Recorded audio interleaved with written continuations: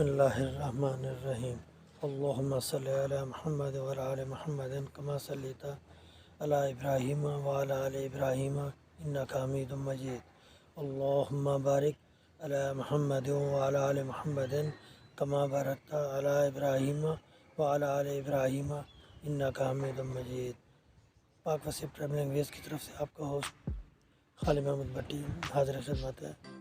جناب اس وقت ہم جاگراں کے گاؤں بیلا اور کنڈول کی طرف جا رہے ہیں اور یہی راستہ ہے جاگراں ہائیڈرو پاور پلانٹ کا، تو وہ ہم آپ کو اگلی قسط میں دکھائیں گے۔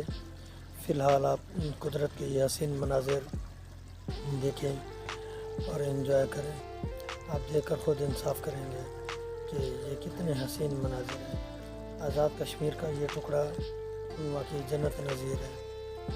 میں اور میرے ساتھی ہم یہاں پر بہت زیادہ خوش ہوئے جب ہم نے یہاں کا حسن دیکھا۔ حالانکہ اس کے اوپر جو سڑک جا رہی ہے جاگراں کی طرف، وہاں سے ہم گزر کے گئے تھے، مگر نیچے اس وقت ہم اترائی میں مسلسل جا رہے ہیں اور آپ دیکھ سکتے ہیں کہ ان وادیوں میں کتنا حسن چھپا ہوا ہے۔ سنا ہے کہ جو چیز جتنی خوبصورت ہوتی ہے اس کی قیمت بھی اتنی ہوتی ہے۔ ہم نے بھی یہاں تک آنے کے لیے بہت مشکل اور بہت ٹف صورتحال کا مقابلہ کیا ہے۔ اس سماج میں ان آنکھوں نے جانے کیا کچھ دیکھ رکھا ہے۔ حق کے لیے لڑنا بڑی جان جوکھوں کا کام ہے۔ آپ حق کے لیے آواز بلند کر کے دیکھیں، آپ کو اسی وقت اندازہ ہوگا کہ یہ کتنی بڑی جان جوکھوں کا کام ہے۔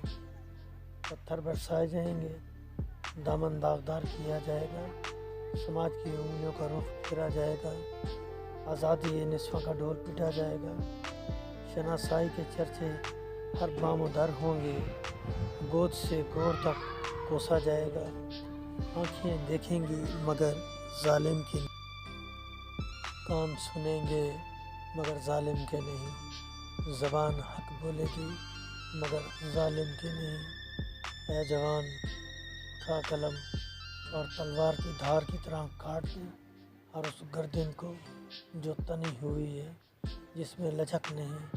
جیسے تلوار کی نوک اندر تک چلی جاتی ہے، ویسے قلم کی نوک کو سماج کی جڑوں تک پہنچا دو۔